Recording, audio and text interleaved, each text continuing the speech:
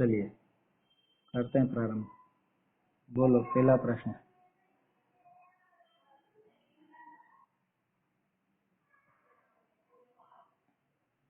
हाँ।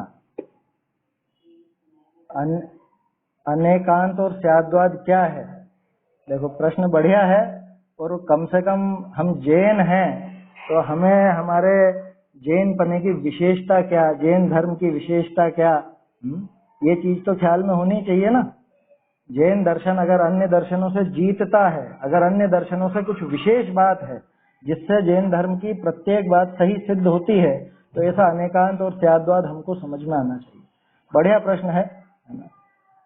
बच्चों को बचपन से ये चीज सिखाने लायक है, क्या है अनेकांत और क्या है स्याद्वाद। पहले इसको समझे अपन, है ना। शब्दार्थ भी समझेंगे और क्या काम आता है वो भी अपन समझेंगे, है ना। देखो अनेकांत, अनेकांत माने अनेक अंत, अंत का अर्थ है धर्म, विशेषताएं। अब धर्म शब्द से कई जगह पे गुण, पर्याय या विपरीत जो धर्म अपने में पाए जाते हैं, यहाँ धर्म का अर्थ वो धर्म नहीं, पूजा पाठ वगैरह वो नहीं, धर्म माने वो विशेषताएं। जैसे छोटे से उदाहरण से अपन समझते हैं, शक्कर है तो शक्कर में अनेक प्रकार की विशेषताएं हैं। उसमें मिठास भी है, उसमें सफेदी भी है, उसमें चिकनापन भी है, उसमें वो थोड़ा सा क्या जो भी उसका भार है वो भी है, उसमें सुगंध भी है। ये सब उसके धर्म हैं।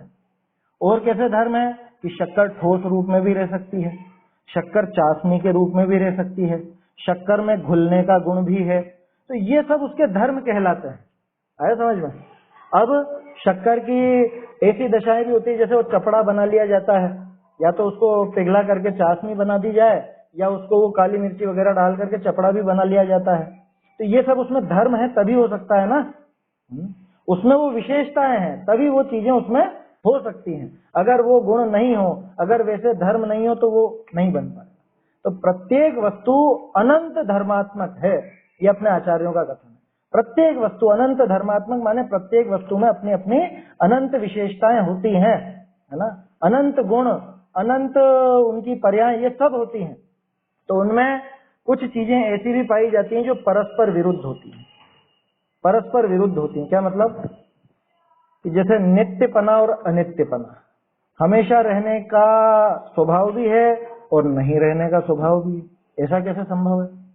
नित्यपना अनित्यपना एक जगह हो सकता है क्या? सुनने में तो ऐसा लगता है कि नित्य है तो अनित्य नहीं होगा, अनित्य है तो नित्य नहीं। नित्य और अनित्य तो समझ में आता है ना। नित्य माने हमेशा रहने वाला, अनित्य माने क्षणभंगुर, नष्ट हो जाने वाला। तो जो नित्य है तो अनित्य कैसे हो, और अनित्य है तो नित्य कैसे हो?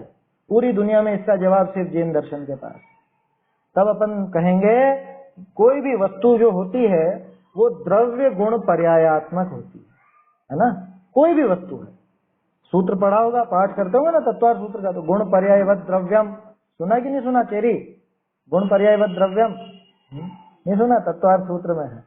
तो गुण और पर्यायवान वो द्रव्य होता है। समझ में ही बात? द्रव्य में गुण भी है, द्रव्य में पर्याय भी है। बाल बोध पाठमाला में पाठ है, द्रव्य वाला पाठ भी भाग 2 में, और भाग 3 में द्रव्य गुण पर्याय वाला, वो जरूर पढ़ना, उससे और समझ में आएगा। तो कोई भी द्रव्य है, जैसे अभी अपन ने शक्कर की बात करी थी, तो उसमें वो द्रव्य कौन है? अगर अपन शक्कर को ही 2 मिनट के लिए शक्कर को ही द्रव्य कहें, वैसे तो पुद्गल द्रव्य है, उसकी एक दशा है, वो पर्याय है, पुद्गल है, लेकिन वो जो शक्कर है वो उस पुद्गल की एक पर्याय है। लेकिन फिर भी अगर उसको द्रव्य भी अपन कहें, तो अब वो तो हो गया द्रव्य। कौन? वो शक्कर है, वो द्रव्य है। उसके गुण कैसे हैं कि अभी अपन उसके स्पर्श की बात करें, वो चिकनापन, वो कठोरपन, वो उसका गुण है, ठीक है ना। मतलब वो स्पर्श नाम का जो गुण उसके अंदर है, उसकी पर्याय अभी कैसी है कि अभी दानेदार रूप है। उसको पिघला लिया जाए, चाशनी बना दी जाए, तो वो पर्याय बदल गई, गुण तो नहीं बदला ना। स्पर्श नाम का गुण तो अभी भी है, पहले ऐसा ठोस रूप में था, अभी लिक्विड रूप में है, अभी तरल हो गया, है ना। तो पर्याय बदली, द्रव्य नहीं बदला, गुण नहीं बदला। शक्कर पिघल जाएगी तो भी मीठी ही रहेगी, है ना। उसको चाशनी बना दें तो भी मीठी रहेगी, चपड़ा बना दें तो भी मीठी रहेगी, ठोस रहे तो भी मीठी रहेगी। शक्कर की कोई मिठाई बना दी जाए तो भी वो मीठी ही रहेगी, ठीक है ना। तो द्रव्य और गुण तो वैसे के वैसे रहे, पर्याय उसकी बदलती गई। पर्याय बदलती जाती है। समझ में ही बात? ऐसा है। तो द्रव्य गुण पर्याय प्रत्येक पदार्थ इसी तरह से बना होता है। जैसे हम हैं, हम कौन हैं? कि हम जीव हैं, ठीक है ना, अपन जीव हैं, जीव में ज्ञान गुण है। अब ये बताओ, ज्ञान गुण का काम लगातार नया नया नया नया होता जा रहा है ना, पर्याय बदलती जा रही है। कल तक अपने को इस चीज के बारे में पता नहीं था, आज अभी जो अपन ने बात की ये चीज अभी ज्ञान में आ गई, थोड़ी देर बाद कोई और बात ज्ञान में आ जाएगी। कभी ज्ञान काफी कमजोर भी हो जाता है, माने ज्ञान थोड़ा कम जानता है, कभी ज्यादा भी जानते हैं, होता है ना कई बार। कभी तो बहुत तेज दिमाग चलता है, सब याद रहने लग जाता है, और कभी बिल्कुल भूल जाते हैं, स्पष्ट देखने में आता है। आजकल तो ऐसे दृश्य और इस तरह के उदाहरण खूब मिल जाएंगे ना, बीमारियों का घर है ना मनुष्य तो कोई कैसा किसी का ज्ञान कैसा, किसी का ज्ञान कैसा, ये सब नजर आता है साफ साफ। तो प्रत्येक द्रव्य, अपना जीव अपन खुद द्रव्य हैं, ठीक है ना, जीव है वो द्रव्य, ज्ञान उसका गुण, और अभी क्या जान रहा है ये उसकी पर्याय। तो पर्याय लगातार बदलती रहती है। तो अनित्यता आई कि नहीं आई? लगातार बदल रही है, माने जो पहले थी वो अभी नहीं है, जो अभी है वो बाद में नहीं है। तो ये पर्याय बदली, पर्याय नाशवान है, वो अनित्य है। दूसरी तरफ द्रव्य, कि मैं तो निगोद में था तब भी ऐसा ही था, आज हूं तो भी ऐसा ही हूं, और मोक्ष चले जाएंगे तब भी ऐसे के ऐसे ही रहने वाले हैं, कोई अंतर आने वाला नहीं है। बोलो कोई गुण खत्म हो जाएंगे अपने में, कि कोई गुण बढ़ जाएंगे? गुण तो जो अनंत है तो है। ज्ञान का कभी नाश हो गया क्या? कि कभी नाश नहीं हुआ। निगोद में गए तो बिल्कुल कम एकदम कम ज्ञान रह गया, ज्ञान की पर्याय इतनी हीन हो गई, लेकिन ज्ञान का तो नाश नहीं हुआ ना, जानना तो वहां भी बना रहा, जानना अभी भी बना हुआ है और बाद में भी बना रहेगा। सिद्ध बन जाएंगे, मोक्ष चले जाएंगे, तब भी ज्ञान तो बना ही रहेगा। हाँ, ये फर्क पड़ेगा कि अभी कम जानते हैं, सिद्ध बन जाएंगे तो पूरा केवल ज्ञान, 3 लोक 3 काल का ज्ञान हो जाएगा। मनुष्य हैं तो ज्यादा जानते हैं, कदाचित मान लो कोई तिर्यंच बन गए तो वो ज्ञान उस हिसाब से हो जाएगा, असंगी बन गए तो फिर वो पंचेंद्रिय का भी ज्ञान नहीं रहेगा। तो पर्याय अनित्य है, और उधर दूसरी तरफ द्रव्य और गुण दोनों नित्य हैं। द्रव्य और गुण में कोई अंतर नहीं आता, त्रिकाल ऐसे के ऐसे ही बने रहते हैं। ये द्रव्य की नित्यता, और पर्याय लगातार बदलती रहती है, लगातार, जैसी अभी है वैसी अगले समय नहीं रहेगी, पहले जैसी थी वैसी अभी नहीं है ना। उत्पाद, व्यय, द्रव्य, ये तीनों चीजें बनी हुई है लगातार। तो नित्यता जो द्रव्य और गुण के आधार से है, वो नित्यता भी अपने में है ना।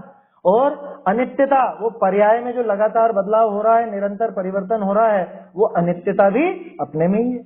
क्योंकि वस्तु जो है वो द्रव्य गुण पर्यायात्मक होती है, तो द्रव्य और गुण की नित्यता भी उसमें है और पर्याय की अनित्यता भी उसमें है। ये जवाब जैन दर्शन के पास, अन्य किसी के पास नहीं है। समझ में ही बात? उनके यहाँ तो ऐसा ही है, या तो आत्मा वो मर जाता है या नहीं मरता है, बस 2 ही बातें करता है। और ऊट पटांग बातें करेंगे, पहले कहेंगे कि आत्मा तो अजर अमर है ना, अग्नि से जलता नहीं, शस्त्र से कटता नहीं, इसलिए है अर्जुन तू तो मार कि जब मरता नहीं तो तू तो मार वाली बात कहाँ से आई? उनके पास इसका जवाब नहीं, अपने पास है जवाब। क्या? जैन धर्म के पास ही जवाब है। तो अभी अपन ने किसकी बात करी? अनेकांत की, है ना। आया समझ में? द्रव्य गुण पर्याय नहीं दिखाना था मुझे, हाँ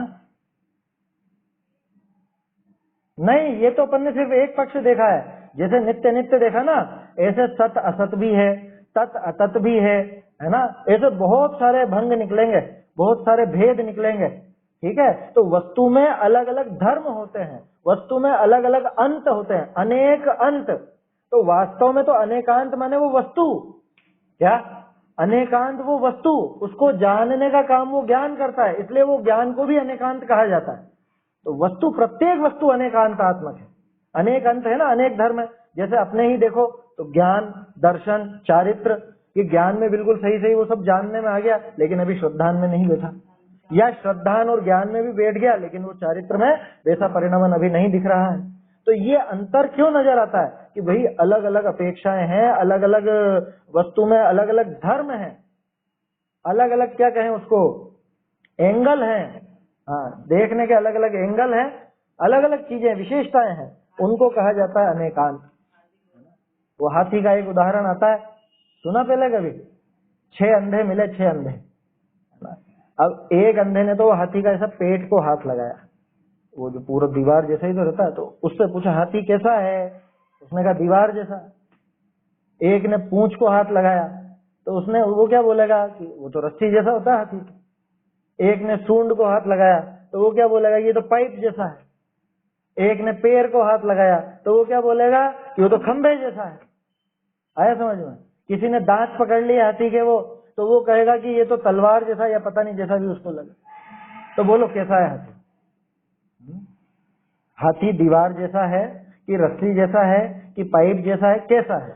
कि इन सबसे मिला हुआ है, कि ये सारी बातें मिलकर के हाथी बना है।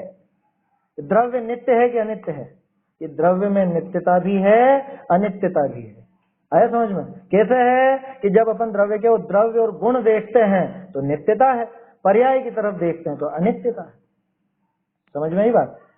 जब वस्तु के अपन द्रव्य और गुण को देखते हैं तो सत्य दिखाई देता है, और वस्तु के अपन पर्याय को देखें तो असत नजर आता है। तो सतपना असतपना, सत माना अस्तित्व है ना, सत का अर्थ अस्तित्व। तो वस्तु में अस्तित्व भी नजर आता है, नास्तित्व भी नजर आता है। ये अलग अलग विरुद्ध है ना, विरुद्ध, दोनों विपरीत हैं। तो ऐसे विपरीत एंगल उस वस्तु में होना वो कहलाता अनेकांत, और उसको पकड़ने की सामर्थ्य ज्ञान में है, लेकिन कहा नहीं जा सकता उसको। क्यों नहीं कहा जा सकता? क्योंकि कैसे कहोगे? अभी जैसे अपन ने हाथी की 6 बातें ले लेना, 6 बातें एक साथ कही जा सकती हैं क्या? नहीं कही जा सकती। तो एक एक एंगल को पकड़ करके, एक एक एंगल से देख करके वो कथन किया जाता है, उसका नाम है स्यादवाद। समझ में ही बात? अनेकांत को समझने के लिए या अनेकांत को समझाने के लिए जो कथन शैली, जो बोलने की स्टाइल है, उसका नाम है स्यादवाद। वाद माने कहना, स्याद माने अपेक्षा। तो किसी एक अंत को पकड़ेंगे, किसी एक अपेक्षा को पकड़ेंगे, तो अपने आप वो जो कथन होगा वो स्यादवाद कहलाएगा। जैसे जब मैं कह रहा हूं कि अरे वस्तु तो नित्य है, आत्मा नित्य है, हमेशा रहने वाला है, तो ये कथन मैंने कैसे किया? क्या देख करके किया? कि पूरी वस्तु को देख करके किया क्या? कि नहीं, पूरी वस्तु को देख करके ऐसा कथन नहीं हो सकता। जैसे हाथी को उसने दीवार जैसा बताया, तो किस अपेक्षा से बताया? कि वो पेट पर हाथ लगा के बताया था उसने, है ना। वो पाइप जैसा दिखाया, तो क्या देख करके दिखाया? कि वो सूंड देख करके, सूंड की अपेक्षा से ऐसा है। तो जो अपेक्षा जिसको अपन कहते हैं, है ना, उसे कहा जाता है स्यात्। अपेक्षा माने स्यात्, कथनचित, किसी अपेक्षा से। कथनचित शब्द आता है ना, कथनचित का मतलब ही किसी अपेक्षा से होता है। तो किसी अपेक्षा से कथन करना, उसका नाम है स्यादवाद। स्यादवाद 2 शब्दों से मिलकर बना, स्याद और वाद। स्यात् माने अपेक्षा, वाद माने कथन करना, कहना, बोलना। तो अपन जो भी कहते हैं किसी न किसी अपेक्षा से कहते हैं। जब हम कह रहे हैं आत्मा नित्य है, तो कौन सी अपेक्षा से देखा आपने साहब? कि आत्मा को हमने द्रव्य की तरफ से देखा, गुण की तरफ से देखा, तो नित्य हो गया, है ना। और पर्याय की अपेक्षा से देखेंगे, पर्याय की तरफ देख करके बोलेंगे तो हम उसे अनित्य कह देंगे। तो स्यादवाद ही वो ताकत है जिससे जैन दर्शन अगर सत कहे तो भी सच्चा, असत कहे तो भी सच्चा, और अन्य मति बोलते हैं यही बात तो वो झूठी। क्यों? क्योंकि वो अपेक्षाओं को स्वीकार नहीं करते। उनके यहाँ सर्वथा पना चलता, सर्वथा माने सब तरह से, कि नहीं नहीं नहीं, नित्य ही है, नित्य ही है। अपने ऐसा नहीं चलता, अपने यहाँ पे अपेक्षाओं से कथन चलता है। और एक और चीज ध्यान रखना, कहीं पर अपेक्षा नहीं भी लिखी मिले तो भी ये पक्का मानना कि जैन आचार्यों का कथन है, जैन धर्म का कथन है, तो निश्चित रूप से अपेक्षा इसमें लगी हुई ही है। क्योंकि बार बार कोई आचार्य देव ऐसा नहीं कहेंगे कि मैं इस अपेक्षा से कह रहा हूं, इस अपेक्षा से कह रहा हूं, वो बात का प्रभाव खत्म हो जाता है ऐसा कहने में। जैसे मैं कहूं आपसे कि आत्मा द्रव्य की अपेक्षा से नित्य है, इसमें ज्यादा दम है? अरे आत्मा नित्य है, इसमें ज्यादा दम है, बोलो। समझ में ही बात? अपेक्षा समझने के लिए लगाई जाती है, लेकिन समझ में आ जाए उसके बाद कोई अपेक्षा ही नहीं बोली जाती, बार बार बोली जाए तो वो असर खत्म हो जाता है। अंकुर भाई। हाँ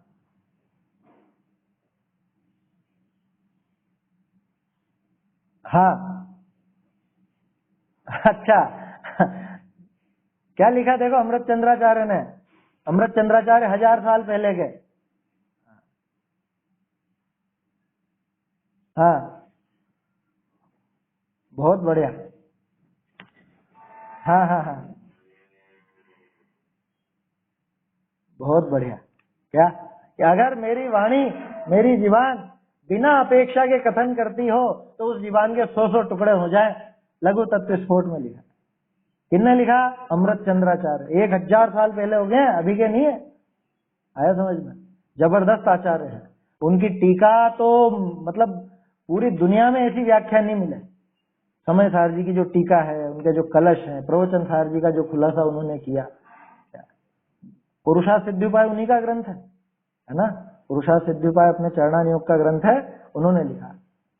त्यागवाद विद्या के पारगामी थे वो। उन्होंने 47 शक्तियां दिखाई, 47 नए दिखाए। आया समझ में? तो अनेकांत और त्यागवाद को अपने को विस्तार से समझना चाहिए। यहाँ तो अपन थोड़ी संक्षेप में ही बात कर रहे हैं। तो वस्तु का स्वरूप है अनेकांतात्मक, लेकिन पूरे स्वरूप का कथन एक बार में हो नहीं सकता। तो अपन उसके किसी एक हिस्से को पकड़ करके, किसी एक अंश को, किसी एक धर्म को पकड़ करके कथन करते हैं, कोई अपेक्षा से कथन करते हैं, उसको बोलते हैं स्याद्वाद। ठीक है, ये तो बात सरल हो गई। तो क्या कुछ भी कहा जा सकता है? कुछ भी कह सकते हैं क्या? वो चुटकुला चलता था ना, 2 जने झगड़ रहे थे, एक तो कह रहा था ये चांद है और एक कह रहा था सूरज है, और एक तीसरा आदमी आया कि भैया बता इधर, नहीं तो हम मारेंगे तुझे, कि चांद है कि सूरज है। तो घबरा के क्या बोलता है कि भाई साहब आपकी तरफ से देखता हूं तो सूरज है, इनकी तरफ से देखता हूं तो चांद है। ऐसा है क्या स्याद्वाद? ऐसी चुटकुलेबाजी है क्या? है कि अनेकांत और स्याद्वाद ऐसा नहीं होता। आया समझ में? वस्तु में वो धर्म होगा तो वो कथन किया जाएगा। समझ में ही बात? ये खास चीज है।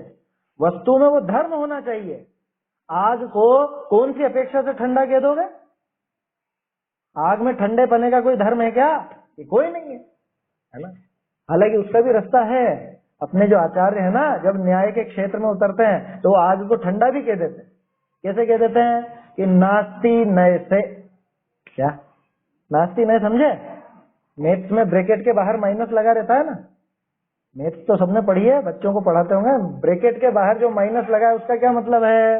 कि अंदर जो कुछ भी जितना भी प्लस किया गया वो सब माइनस में। तो अगर मैं कहूं नास्ति नय से, आग ठंडी है, इसका क्या मतलब निकला? कि आग तो गर्म ही है, आग ठंडी नहीं है, यह अर्थ निकला उसका, है ना। तो वो तो कहने की पद्धति और न्याय में ऐसे प्रयोग होते हैं। वास्तव में तो देखा जाए तो वस्तु में कोई भी धर्म अगर हो तो ही उसका कथन किया जा सकता है। वस्तु में वो धर्म होना जरूरी है। वस्तु में अगर वो धर्म ही नहीं हो तो उसका कथन कैसे करेंगे? ऐसी कोई अपेक्षा नहीं जो वस्तु में अनुपस्थित धर्म की बात कर दे। समझ में ही बात? जीव को किसी अपेक्षा से नित्य कहा जा सकता है, जीव को किसी अपेक्षा से अनित्य कहा जा सकता है ना। और बातें भी कही जा सकती हैं, लेकिन जीव को कौन सी अपेक्षा से कड़वा कह दोगे? जीव को कौन सी अपेक्षा से मीठा कह दोगे? अरे उसमें रस नाम का ही गुण नहीं है, तो कौन सा कड़वा और मीठा? समझ में आ रही है बात? तो वस्तु का कथन करने के लिए उसमें वो धर्म होना जरूरी है। अपेक्षाएं ऐसे ही नहीं लग जाती हैं कि इधर से देखूं तो चांद और इधर से देखूं तो सूरज। ऐसी कोई चुटकुलेबाजी नहीं है ये। बहुत से लोग ऐसा ही समझते हैं। कुछ लोग तो ऐसा कहते हैं वो जैनों का स्याद्वाद तो शायदवाद है। शायदवाद, शायदवाद माने कि शायद ऐसा है, शायद ऐसा। शायद वाली बात है क्या आपने? अरे 100% पक्की ठोक बजा करके कही गई बात है। शायद का काम नहीं है इसमें। जो है तो 100% है ऐसा ही, उस एंगल से, है ना। कि द्रव्य की अपेक्षा से जब हम कहें तो वस्तु नित्य ही है। ही लगा देना, मत घबराना। बहुत से लोग कहते हैं जैन धर्म में ही का प्रयोग नहीं होता, भी का प्रयोग करना चाहिए। ऐसा भी है और ऐसा भी है। क्यों? कि ऐसा नित्य भी है, अनित्य भी है। कि जब कोई अपेक्षा नहीं लगा रहे हैं तब भी का प्रयोग होगा। समझ में आ रही है बात? नम्रता चेरी, समझ में नहीं आया तो पूछ लेना। क्या जैन धर्म में भी का प्रयोग है और ही का भी प्रयोग है ना। बहुत से लोग ऐसा समझते हैं कि नहीं ही का प्रयोग नहीं करना, भी लगाओ अपन तो। क्यों? क्योंकि अपन तो स्यादवादी हैं कि इस अपेक्षा से ऐसा भी है और इस अपेक्षा से ऐसा भी है। ऐसा नहीं होता है। जिस अपेक्षा से कथन कर रहे हो तब ही लगा दो, कोई दिक्कत नहीं है।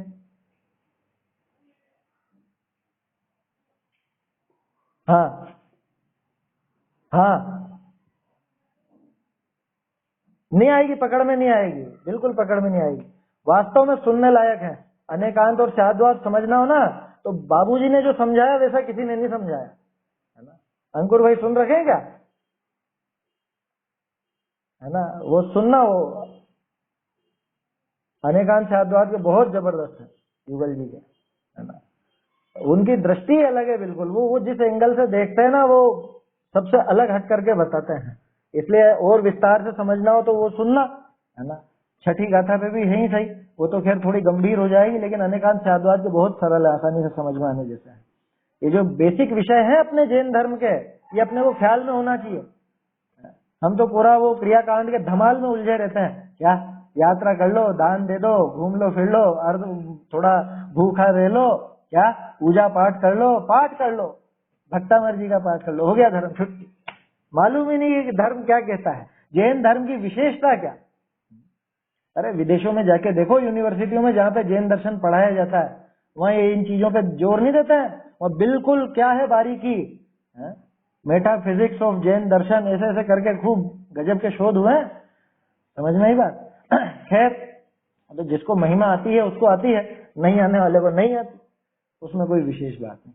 तो अपनी तो बात क्या चल रही है, अनेकांत और स्याद्वाद। तो अनेकांत तो है वस्तु का स्वरूप, वस्तु का स्वरूप बताती कौन है, जिनवाणी। तो जिनवाणी को अनेकांतात्मक भी कहा जाता है।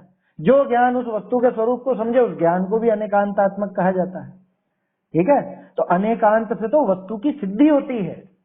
लेकिन इसमें एक चीज और समझना, वस्तु में तो दोनों ही तरह के पक्ष हैं, दोनों तरह की बातें हैं, नित्यता भी अनित्यता भी है।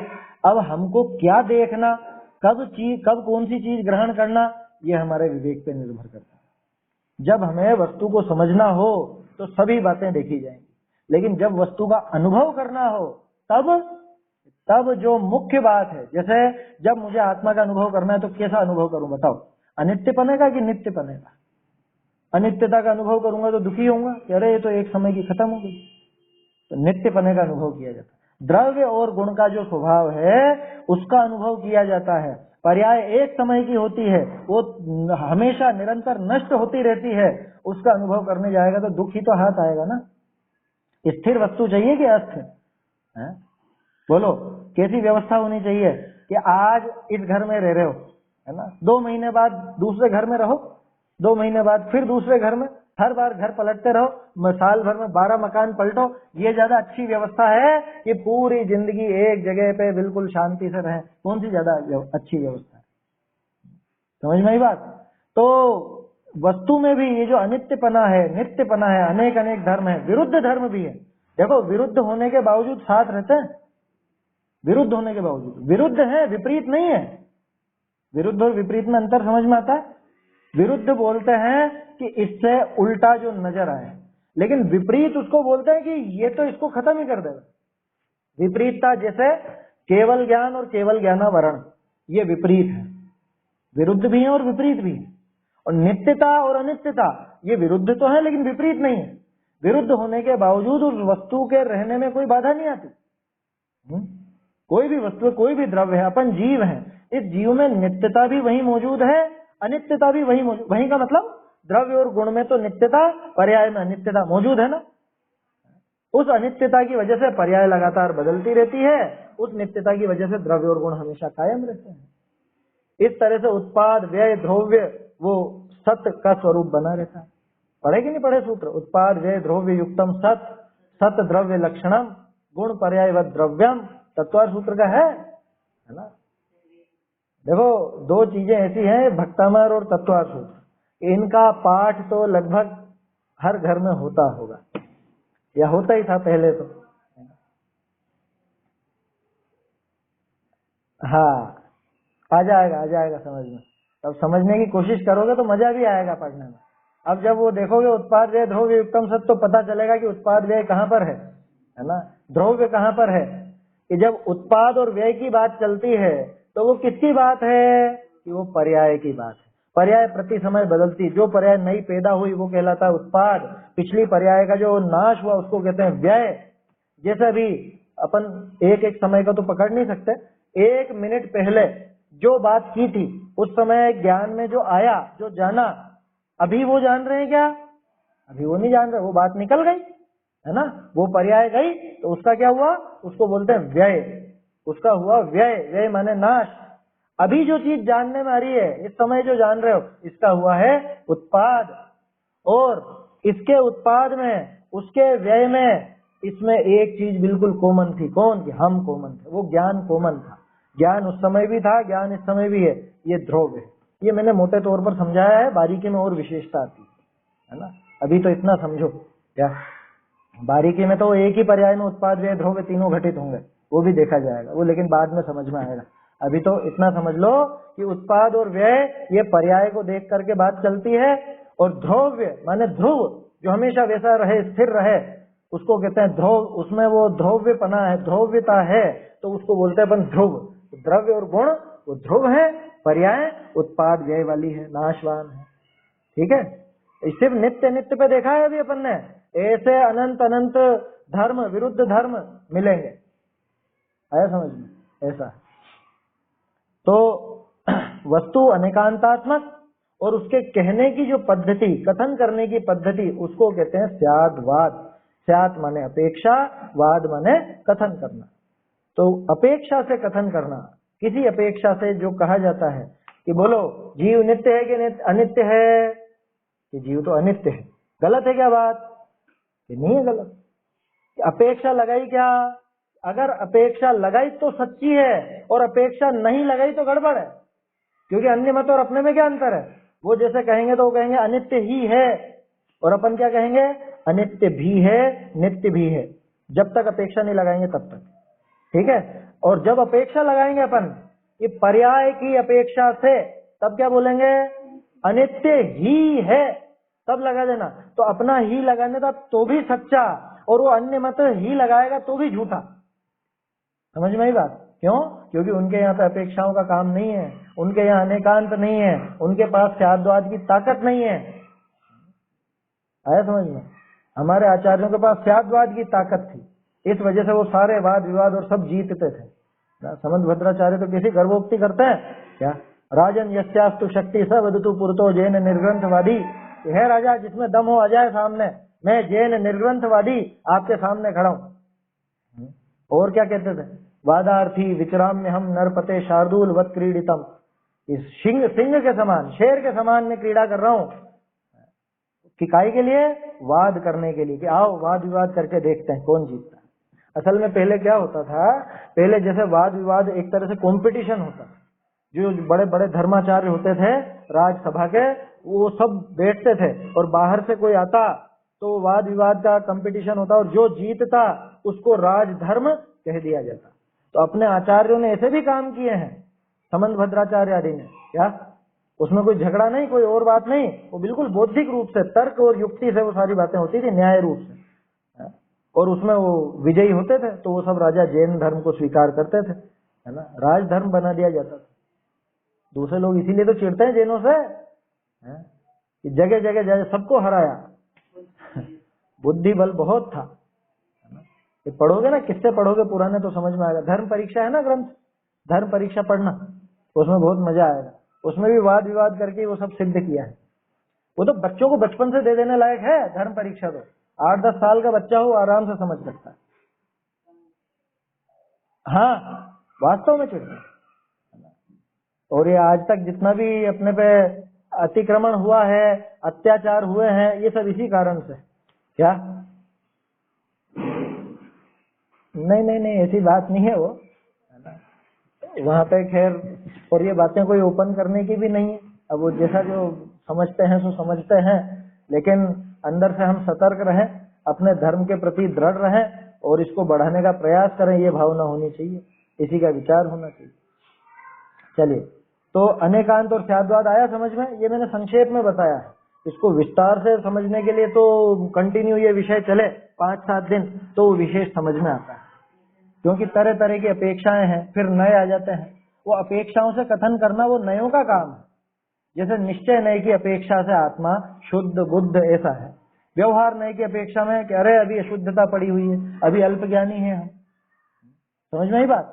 तो वो निश्चय नए, व्यवहार नए, द्रव्यार्थिक नए, पर्यायार्थिक नए, और इनके भी तरह तरह के भेद प्रभेद, या उपचरित असद्भूत व्यवहार नए, अनुपचरित असद्भूत व्यवहार नए, ऐसे ऐसे चलते हैं। उपचरित सद्भूत, अनुपचरित सद्भूत, ये सब देखे थे ना संक्षेप में अपन। तो ये सारे नए क्या काम करते हैं? इन नयों के द्वारा एक एक अपेक्षा को, एक एक उसको धर्म को पकड़ करके कथन किया जाता है। ये है नयों का काम। आया समझ में? ये अनेकांत स्याद्वाद से जुड़ी हुई बात है। तो हमारा जो प्रमाण ज्ञान है, नय और प्रमाण, ये दो चीजें चलती है। प्रमाण उस वस्तु को पूरा पकड़ता है। जब प्रमाण से अपन उस द्रव्य को देखेंगे तो वो कैसा दिखेगा कि नित्य और अनित्य दोनों दिखेगा। प्रमाण का काम ये है, क्योंकि अपेक्षा नहीं देख रहा, वो पूरी वस्तु को समग्र रूप से देखता है, पूर्ण रूप से देखता है। और नय क्या करता है? नय उसके एक हिस्से को पकड़ता है।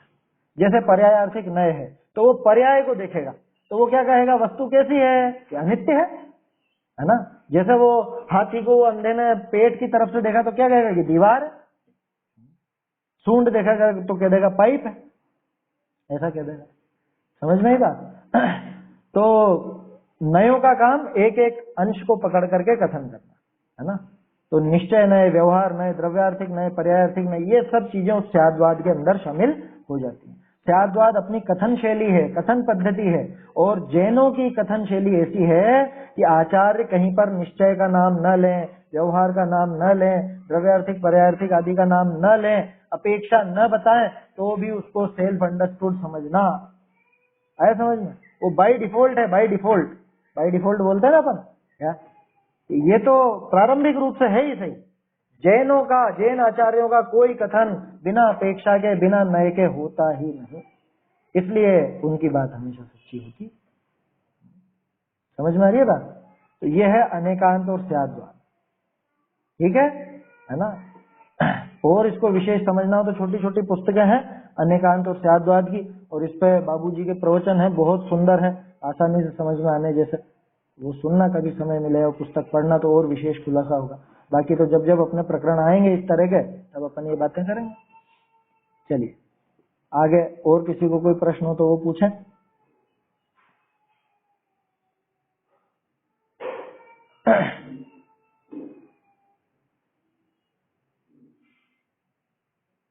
वर्धमान भैया नहीं है क्या आज?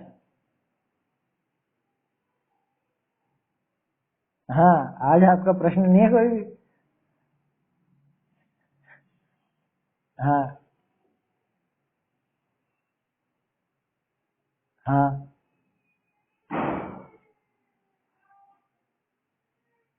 गुण नित्य कैसे? बढ़िया प्रश्न है। देखो बढ़िया प्रश्न है। दो चीजें अपन ने देखी एकदम, एक तो द्रव्य और एक पर्याय, इनका तो नित्यता नित्यता समझ में आ गई। गुणों को नित्य ही क्यों कहा? भाई इसको ऐसे समझना कि द्रव्य किससे बना हुआ है? द्रव्य किसे कहते हैं? कि गुणों के समूह को द्रव्य कहा जाता है। ये परिभाषा सबने पढ़ी है ना। द्रव्य जो बना हुआ है वो उन गुणों से मिलकर के ही तो बना हुआ है। तो जैसे वो गुण है वैसा ही वास्तव में वो द्रव्य है। तो गुण नित्य है तो द्रव्य नित्य है। समझ में आ रही है बात? द्रव्य में जो नित्यता है ना, वो गुणों की नित्यता की वजह से कायम है, ऐसा समझना। ऐसे ऐसे गुण मौजूद हैं जो द्रव्य को नित्य बनाए रखते हैं, ऐसे ऐसे गुण मौजूद हैं जो स्वयं तो नित्य रहते ही हैं, उनके साथ साथ वो द्रव्य भी नित्य बना रहता हमेशा। तो द्रव्य की जो नित्यता है वैसी ही गुण की नित्यता है। कैसे है? प्रैक्टिकल भी देख लो अपन, कि जैसे जीव है, या अभी अपन ने वो शक्कर का उदाहरण लिया था, उससे आसानी से समझ में आ जाएगा। शक्कर है ना, उसमें वो जो मिठास नाम का गुण था, ठीक है, या रस नाम का गुण था। मिठास छोड़ा अपन तो, क्योंकि मिठास तो पर्याय है रस गुण की। स्पर्श रस गंध वर्ण, ऐसे चार गुण है ना प्रत्येक पुद्गल में है, स्पर्श रस गंध वर्ण। तो स्पर्श क्या है? स्पर्श उसका एक गुण है। रस क्या है? वो उसका एक गुण है। गंध क्या है? कि वो उसका गुण है ना। इसी तरह से वर्ण भी उसका एक गुण है। प्रत्येक पुद्गल में ये गुण है। तो वो पुद्गल हमेशा रहता है या नहीं, पहले तो ये देखें। क्या उस पुद्गल का कभी नाश हो जाता है? कि नहीं, नाश नहीं होता, उसकी पर्याय बदलती रहती है।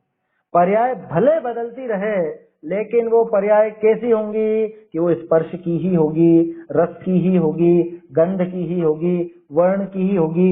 आया समझ में? जैसे छोटा सा उदाहरण लेते हैं अपन, उदाहरण बदलते हैं। शक्कर की जगह पे अपन उदाहरण ले लेते हैं कोई भी अनाज का, गेहूं, ठीक है। गेहूं होगा, कहाँ पे होगा? गेहूं उस खेत में होगा, ठीक है। गेहूं ऐसा दानेदार था, दाना था ना, गेहूं का दाना था। उसके बाद क्या हुआ? अब यहाँ पे ध्यान रखना, गेहूं क्या है? द्रव्य है, गुण है कि पर्याय है? गेहूं पर्याय है ना। मैंने वो शक्कर का जो उदाहरण दिया था उसको अपन ने द्रव्य समझने के लिए लिया था, वास्तव में वो शक्कर भी पर्याय है। वो द्रव्य तो है पुद्गल, क्या उद्गल द्रव्य की अभी कैसी पर्याय है? गेहूं रूप पर्याय है, ठीक है ना। उद्गल द्रव्य है, उसकी गेहूं रूप पर्याय है। अब ये बताओ उस गेहूं में स्पर्श है या नहीं है? वो चिकना चिकना रूखा रूखा वो उसका स्पर्श है, जैसा उसका भार है वैसा स्पर्श है, ठीक है। उसमें गंध है या नहीं? कि गंध है उसकी, जैसी वो खुशबू आती है वैसी गंध है ना। उसमें वर्ण है या नहीं? रंग है, भूरे भूरे हल्के भूरे रंग का वो गेहूं होता है ना। तो स्पर्श रस गंध वर्ण सब है ना, रस भी है उसका, स्वाद भी है वैसा, ठीक है। द्रव्य कौन था? उद्गल, उसके स्पर्श रस गंध वर्ण, ठीक है। और उसकी वो पर्याय कैसी चल रही थी? उनकी वो पर्याय उस रूप चल रही थी, ठीक है ना, गेहूं रूप थी। अब वो गेहूं आ गया अपने हाथ में, अपन ने क्या कर दिया उसको आटा चक्की में पीसा। तो अब जो पहले गेहूं के आकार रूप पुद्गल था, अब वो पुद्गल बिखर करके दाने दाने दाने रूप हो गया, वो आटे के बारीक दाने, है ना, पिस गया ना बिल्कुल बारीक। तो पर्याय अब ऐसी बदल गई। लेकिन मुझे बताओ, पर्याय बदली, उसकी गंध भी कदाचित बदली, स्पर्श भी बदला, लेकिन स्पर्श तो है ना, स्पर्श नाम का गुण तो है ही सही ना। गेहूं का जो दाना, उसका स्पर्श कड़क रूप, और अभी वो बिल्कुल बारीक पिसा हुआ आटा वो नरम रूप, गेहूं का दाना चिकने रूप, ये आटा और रूखे रूप, ठीक है। इसकी गंध कुछ अलग तरह की, उसकी गंध कुछ अलग तरह की, कदाचित स्वाद में भी शायद अंतर आ जाए, तो आ भी जाए थोड़ा बहुत, लेकिन स्पर्श रस गंध वर्ण तो रहे कि नहीं रहे? उद्गल द्रव्य वो रहा, उसके स्पर्श रस गंध वर्ण वो भी रहे, पर्याय बदल गई। चलो आटे से आगे बढ़ो, आटे की बन गई रोटी, ठीक है। तो वो पुद्गल अभी भी मौजूद है या नहीं है? जो पुद्गल अभी भी मौजूद है, आया समझ में? उसकी पर्याय बदल चुकी है, उसका स्पर्श गुण मौजूद है, स्पर्श की पर्याय बदल चुकी है, रस गुण मौजूद है, लेकिन उसकी भी पर्याय बदल चुकी है। चलो रोटी बनाई अपन ने, ठीक है। अब वो रोटी को खाया, तो अब मुंह में उसको जो चबाया, वो जो ग्रास बना मुंह के अंदर, अब तो बिल्कुल अलग हो गया वो, है ना। पेट के अंदर गया तो बिल्कुल अलग हो गया। वो ही पुद्गल बदल करके, वो जो अपन ने गेहूं वो उगा था, वही गेहूं बदल करके वो खून रूप हो गया है। जो अपन खाते हैं उसी से तो खून बनता है, उसी का तो हड्डी बनती है, मांस बनता है, क्या बनता है उसका? जो पेट में जाता है उसी से बनता है ना, या मल बन जाता है। कुछ भी बने, खून बने, हड्डी बने, मांस बने, मल बने, कुछ भी बने, तो वो रूप बदल गया ना। द्रव्य कायम रहा या नहीं? कि द्रव्य तो कायम रहा, द्रव्य तो रहा, पुद्गल तो रहा, उसके स्पर्श रस गंध वर्ण भी रहे, है ना। उन सब में वो बातें है ना, जो जो भी पर्याय हुई, अपन ने गेहूं देखा, आटा देखा, रोटी देखी, मुंह में जो गया वो देखा, उसके बाद पेट में जो भी उसका हुआ वो सब अपन ने देखा। लेकिन बोलो उसमें स्पर्श रहा या नहीं रहा? भले बदल गया, स्पर्श भले बदल गया, लेकिन स्पर्श तो रहा ना, स्पर्श गुण तो रहा ना। रस भले बदल गया, लेकिन रस गुण तो रहा ना। गंध भले बदल गई, लेकिन गंध जो गुण है वो तो रहा। आया समझ में? ऐसे वर्ण बदल गया, लेकिन वर्ण गुण तो रहा ना। तो इसलिए द्रव्य और गुण ये नित्य हैं, द्रव्य और गुण एक जैसे रहते हैं, और पर्याय लगातार बदलती, निरंतर बदलती पर्याय। हाँ बिल्कुल सही है। हाँ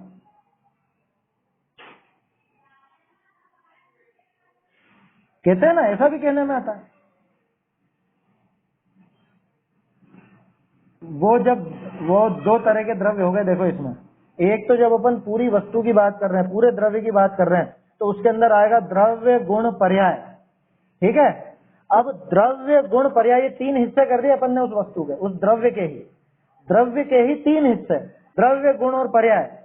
तो जब उस तीन हिस्सों में से एक हिस्से द्रव्य को पकड़ेंगे, उसके लिए कहा जाएगा कि वो बिल्कुल नहीं पलटता। और जब तीनों को मिलाकर के आप कथन करेंगे, तब अपन कहेंगे यहाँ द्रव्य ही उस रूप हुआ है। आया समझ में? ऐसा समझना। चक्कर क्या है कि एक तो द्रव्य माने संपूर्ण वस्तु, गुण पर्यायवत द्रव्यम, तो गुण पर्यायवान वो द्रव्य, तो उसके अंदर तीनों को शामिल कर लिया। तो जब तीनों को शामिल करके उसका नाम अपन द्रव्य देते हैं, तो अपन कह देते हैं कि हाँ द्रव्य पलट जाता है, कोई दिक्कत नहीं। लेकिन जब हाँ हाँ मान लो, हाँ वो पर्याय बदली, उसकी पर्याय बदली, द्रव्य, इसको यूं समझो, अभी अपन ने प्रमाण और नय की बात करी थी ना, प्रमाण उस पूरी वस्तु को देखता है। कौन सी पूरी वस्तु? कि जिसमें गुण और पर्याय भी शामिल है। तो गुण और पर्याय जिसमें शामिल है उसका नाम भी द्रव्य रख दिया जाता है। और दूसरी तरफ द्रव्य गुण पर्याय तीनों में से मेरे को सिर्फ एक को पकड़ना है, उस द्रव्य को। द्रव्यार्थिक न सिर्फ उस द्रव्य को पकड़ता है, वो न गुणों को देख रहा है न पर्यायों को देख रहा है। जब उस द्रव्य की बात करेंगे तब अपन कहेंगे कि द्रव्य अपरिणामी होता, वो कभी नहीं पलटता। समझ में ही बात? ये अपेक्षा का अंतर है ना। तो ये अपेक्षा भेद है, दोनों में अपेक्षा का अंतर आ जाता है। तो जब अपन पूरी उस वस्तु को गुण पर्यायवान वस्तु को देखते हैं तो अपन ऐसा कह देते हैं कि हाँ द्रव्य ही पलट गया है, द्रव्य ही पलटा। ठीक है, वो शक्कर और गेहूं छोड़ो, जीव पर लगाओ। अपन जीव हैं, ठीक है ना। जीव क्या? जीव द्रव्य। ठीक है, जीव द्रव्य कैसा है? कि जीव द्रव्य ज्ञान गुण वाला है। ज्ञान, दर्शन, सुख, वीर, चारित्र इत्यादि अनंत अनंत गुण है इसके। और इन गुणों की प्रति समय पर्याय बदल रही है। ठीक है ना। कैसी पर्याय बदल रही है? कि पहले कुछ और जान रहे थे, अभी कुछ और जान रहे हैं, बाद में कुछ और जानेंगे। पहले मान लो देव गति में थे तो वहां पे तो अवधि ज्ञान भी था, वहां मतिश्रुत ज्ञान और अवधि ज्ञान तीनों थे। अभी मनुष्य पर्याय में कि यहाँ मतिश्रुत ज्ञान ही रह गया है। कदाचित केवल ज्ञानी हो जाएंगे तो केवल ज्ञान रहेगा। तो ज्ञान की पर्याय में तो अंतर आया है ना। और ज्ञान गुण वैसा का वैसा बना रहा। ज्ञान गुण पहले भी था, अभी भी है, बाद में भी रहेगा। अब अपन यूं कहें कि ये कौन हुआ इस रूप? केवल ज्ञान रूप कौन हुआ? कि सामान्य रूप से देखेंगे तो अपन कह देंगे जीव ही हुआ। सामान्य रूप से माने जब द्रव्य गुण पर्यायात्मक तीनों को मिला करके बात करेंगे तो क्या कहेंगे? कि जीव ही मति ज्ञानी हुआ, जीव ही केवल ज्ञानी हुआ, जीव ही अवधि ज्ञानी हुआ, तब अपन ये कहेंगे। लेकिन जब बारीकी से देखा जाएगा, जब द्रव्य को अलग, गुण को अलग, पर्याय को अलग अलग देखा जाएगा, तब अपन कहेंगे कि नहीं, जीव तो द्रव्य है, वो तो वैसा का वैसा ही रहा, उसमें कोई परिवर्तन नहीं होता है, उसमें कोई पलटना नहीं होता है। तो क्या पलटा? कि ज्ञान गुण की पर्याय पलटी। समझ में ही बात? कि जब तीनों को मिला करके अपन कहते हैं तब तो कह देंगे कि हाँ यही हुआ है ना, ये द्रव्य ही हुआ। अरे सीधा सा है, जैसे अपन कह देते हैं ना, मान लो पूरा परिवार हो, 4-5 जने हो परिवार में। अब कहीं जा रहे हो, यूं समझो जैसे मैं हूं और मेरी पत्नी है और मेरा बच्चा है। ठीक है, तीनों के तीनों गए या आपके यहाँ पे आए, मान लो, तो आप क्या कहोगे? कि हाँ विक्रांत जी आ गए, विक्रांत जी आ गए। कौन आया? कौन आया? आए तो तीनों ना, आए तीनों, और क्या कह रहे हैं? विक्रांत जी। तो वो एक अकेले के नाम में तीनों गर्भित हुए। समझ में ही बात? लेकिन अलग अलग देखें तो ये भी आए, ये भी आए, ये भी आए। समझ में ही? तीनों में अंतर हो गया वहां। कई बार अपना घर वाला कोई भी काम करे, मान लो पिता और पुत्र साथ रहते हो, साथ ही रहते हैं ज्यादातर, तो अपने तो अलग अलग होने का काम अपने यहाँ पे कमी देखने में आता है। पिता पुत्र साथ रहते हो, अब बच्चे ने कोई काम किया तो भी उसको क्या कहा जाता है? अरे उन्होंने किया, ये उनके यहाँ से हुआ ये काम। आया समझ में? वो बाप के ऊपर ही नाम जाता है, सीधा का सीधा पिता के ऊपर ही नाम जाता है। समझ में ही बात? एक और उदाहरण से समझ लो, युद्ध कौन लड़ता है? युद्ध कौन लड़ता है? सेना। और क्या कहते हैं, कौन जीता? राजा। राजा गया था युद्ध लड़ने? कि राजा तो अपरिणामी है, राजा वहां पे बैठा हुआ है सिंहासन पे, वो नहीं हिलता। युद्ध लड़ने गए सैनिक, सारा काम सैनिकों ने किया और नाम किसका आया? कि राजा। क्यों? क्योंकि वो राजा की ही सेना है।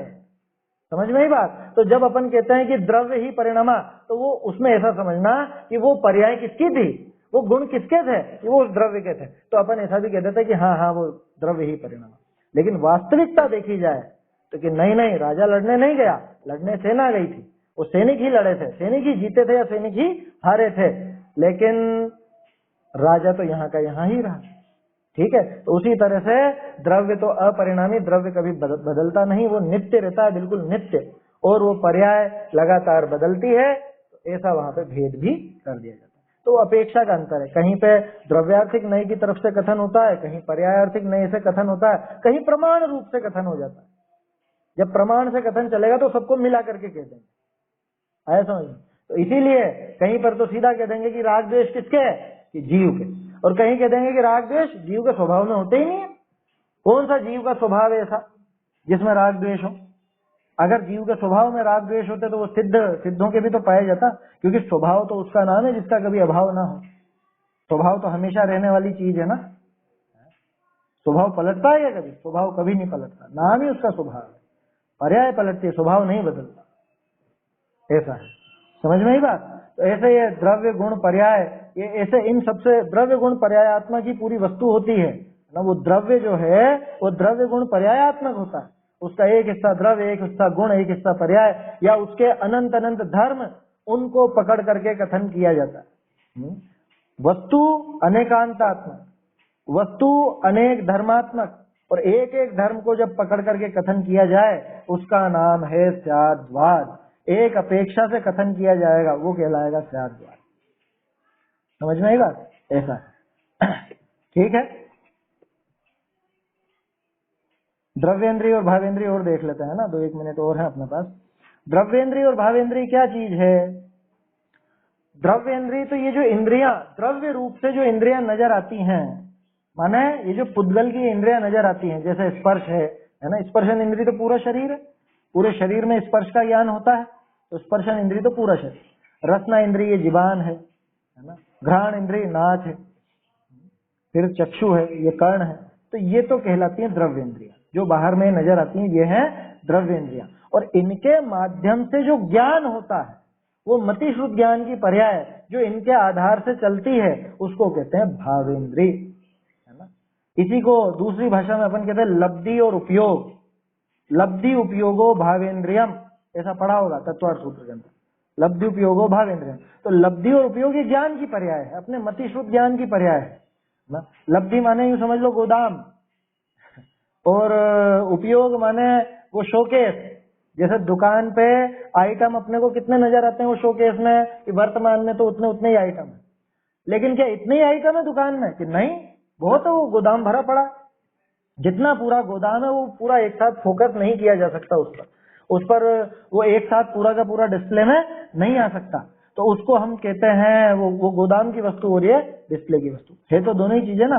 तो ऐसे ही ज्ञान में ये लब्धि और उपयोग भी समझ लो, लगे हाथ, है ना। नम्रता, चेरी, हर्षिता, सुनना ध्यान से। क्या है ये? कि लब्धि माने तो जो हमारे ज्ञान में पड़ा हुआ है, जैसे अभी क्या जान रहे हो? अभी तो अपने लब्धि और उपयोग वाली बात जान रहे हैं ना, भावेंद्रिय की बात जान रहे हैं। तो अभी उपयोग में क्या आ रहा है? कि अभी उपयोग में ये द्रव्येंद्रिय भावेंद्रिय की बात आ रही है। अब मुझे ये बताओ, मैं बोलूंगा तब तो ध्यान आ जाएगा, लेकिन जब नहीं बोल रहा था, आपकी अलमारी की चाबी कहाँ रखी है? साड़ियां कहाँ रखी है? गहने कहाँ रखे हैं? फला फला रिश्तेदार का क्या नाम है? कौन कितना बड़ा है? किसकी लड़की शादी लायक है? किसका लड़का शादी लायक है? ये सारी बातें ज्ञान में है या नहीं? या थोड़ा जो पहले पढ़ा हो, याद किया, वो सब याद है या नहीं? जो छेड़ाला का पाठ करते हो, भक्तामर का पाठ करते हो, नमोकार मंत्र भी याद है या नहीं? कहाँ है वो? जानने में आ रहा है कि नहीं आ रहा है? कि वो लब्धि में है, वो है गोदाम का माल। डिस्प्ले में क्या है? कि डिस्प्ले में तो अभी भावेंद्रिय द्रव्येंद्रिय की बात है। समझ में आई बात? यह है लब्धि और उपयोग। इस लब्धि और उपयोग का नाम है भावेंद्रिय। क्या इसको कहते हैं? भावेंद्रिय। इन इंद्रियों के माध्यम से जो हमको ज्ञान होता है मति शुद्ध ज्ञान द्वारा, उसका नाम है भावेंद्रिय। और ये जो इंद्रियां सामने नजर आती हैं, ये है द्रव्येंद्रिय। ये जो आंख है, ये आंख है ना, ये है द्रव्येंद्रिय, ये द्रव्य नेत्र इंद्रिय। और इसके माध्यम से जो सफेद, काला, पीला, लाल, हरा, नीला इत्यादि या और चीजें जो भी नजर आती हैं, ये जो नजर आ रहा है, ये कहाँ नजर आ रहा है? बोलो। नजर तो ज्ञान में ही आ रहा है ना। हाँ, इसके भी भेद है, द्रव्येंद्रिय के भी अलग अलग भेद है। निर्वृत्ति उपकरण है, द्रव्येंद्रियम, लब्धि उपयोगो भावेंद्रियम, पढ़ा होगा आप लोगों ने। निर्वृत्ति और उपकरण, फिर निर्वृत्ति के भी भेद है ना, अभ्यंतर निर्वृत्ति, बाह्य निर्वृत्ति, फिर उपकरण के भी भेद है ना। मतलब कितना सोचो तो सही, अपना साइंस कितना गहरा है, कितने गहरे तक की बात करते हैं। मालूम क्या होता है निर्वृत्ति और उपकरण? निर्वृत्ति माने निर्माण। कैसा निर्माण? कि एक तो वो अंदर में पुद्गल का जो निर्माण हुआ है, अंदर अंदरूनी, ठीक है, उसको कहते हैं निर्वृत्ति। ये जो दिखाई दे रही है आंख, ये नहीं, या वो जो गोलक है वो नहीं, वो कुछ भी नहीं। यहाँ पे वैसा समझ लो जो निर्माण हुआ पुद्गल का वैसा परिणमन यहाँ पर, उसका नाम है बाह्य निर्वृत्ति। बाह्य निर्वृत्ति, अंदर की निर्वृत्ति कैसी कि यहाँ पे जो आत्मा के प्रदेश इसके साथ में है, भाई जितना बड़ा शरीर है उतना ही बड़ा आत्मा है अभी तो अपना, है ना, उसी के आधार से। तो आंख के यहाँ पे जो आत्म प्रदेश है उसको कहते हैं अंतरंग निर्वृत्ति। अंतरंग निर्वृत्ति आत्म प्रदेशों का वैसी संरचना। बाह्य निर्वृत्ति उस जगह के पुद्गलों का इकट्ठा होना। फिर उपकरण, अंतरंग उपकरण आंख का क्या है, वो अंदर का जो गोलक वगैरह है, जो रेटिना वगैरह अंदर की तरफ जो है वो, है ना, ये जो ये नजर आता है पुतली वगैरह ये। और बाह्य निर्वृत्ति ये पलक है, ये क्या बोलते हैं इसको, ये जो आंख का जो पलक तो यही है ना, ये तो क्या बोलते हैं, आई लेश बोलते हो, क्या बोलते हैं, ये पलकों के ऊपर बरौनी जो होती है, इसको बोलते हैं बाह्य निर्वृत्ति। बाह्य निर्वृत्ति नहीं, भौहें नहीं, भौहें तो ये ऊपर की हो गई, ये बाल जो है ये आंख के ऊपर, पलकों के ऊपर के जो बाल है ना, ये भी तो है ना, ये बाह्य निर्वृत्ति है। आया समझ में? 4 हिस्से द्रव्येंद्री के, द्रव्येंद्री के 4 हिस्से, जिसमें से 3 तो पुद्गल रूप, 1 जीव रूप। वो जो अंतरंग निर्वृत्ति है, अंतरंग निर्वृत्ति जीव के प्रदेशों का वैसा वहां पे इकट्ठा होना, वैसी संरचना होना, उसका नाम अंतरंग निर्वृत्ति। बाह्य निर्वृत्ति वो पुद्गल की, और बाह्य उपकरण अंतरंग उपकरण ये पुद्गल का, और वो जो भावेंद्री है वो भावेंद्री पूरी तरह से जीव की।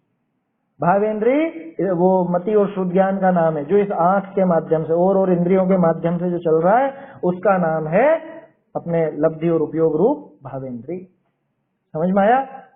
ये संक्षेप में अपन ने देखा, विस्तार से तो और वहां पे काफी खुलासा है, वहां सर्वार्थ सिद्धि राजवार्तिक आदि ग्रंथों में उसमें काफी मिलता है। चलिए, समय भी हो गया अपना, बढ़िया रहा आज अपने। हाँ हाँ हाँ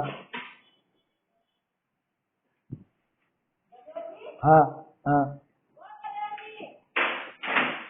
है ना, बिल्कुल है। वो उसके वैसी योग्यता नहीं है, वो शरीर की बनावट भी वैसी नहीं, और ज्ञान का क्षयोक्षम भी इतना कमजोर कि उसको वो नजर नहीं आएगा। दोनों तरफ से ऐसा काम हो गया। देखो, दोनों कंडीशन हो सकती है, आंख बनी हुई हो चाहे आंख ही नहीं हो, ये तो द्रव इंद्रिय का काम हो गया, ठीक है, पुद्गल का काम हो गया।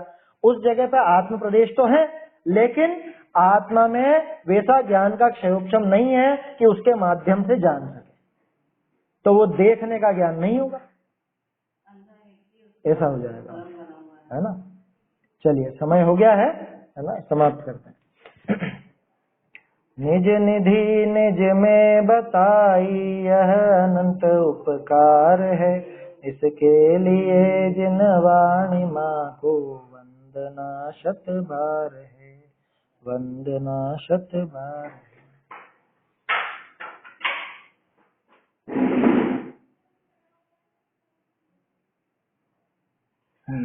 जिन वाणी स्तुति रह गई ना।